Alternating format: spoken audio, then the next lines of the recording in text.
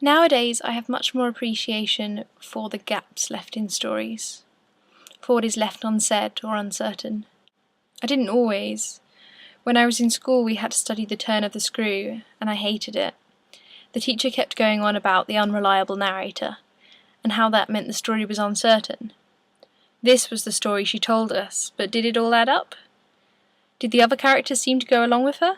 What were the other stories lying beneath the actual words? I now appreciate this a lot more, and I look at it a lot more in new things I read. I think this came about when my attitude towards truth changed.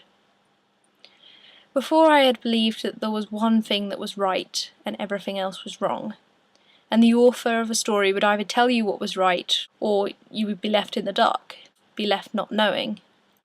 Eventually, I came to see that all these different things, when you don't know, are all true.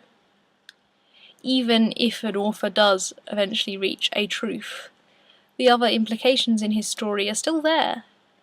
They're still relevant, and they're still to a certain extent true.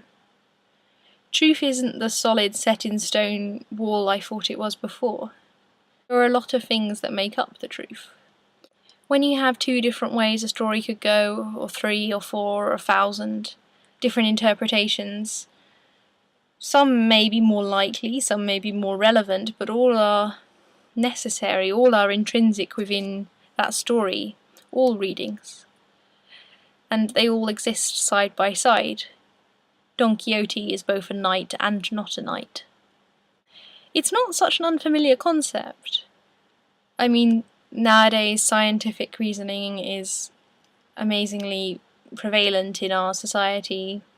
People want things to be proved to them by experimentation.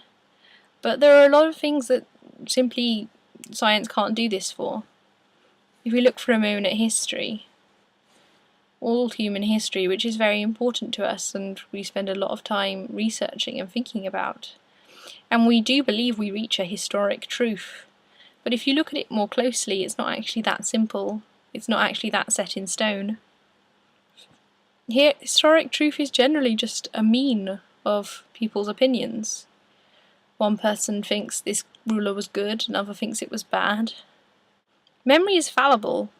If you ask 10 different people who attended a party 10 years ago, you'll probably get very different answers. You'll probably get a strain that is similar throughout all their answers, which you could bring to the truth.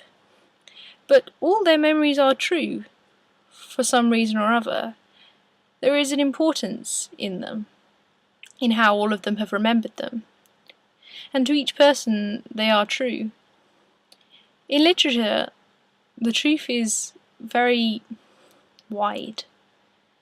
It belongs to each reader and each reading, even when those readings are different or contradictory. The world you create as an author can contradict itself. It can be different things to different people. All different readings found within it can be true. The truth is just a mean of all other things.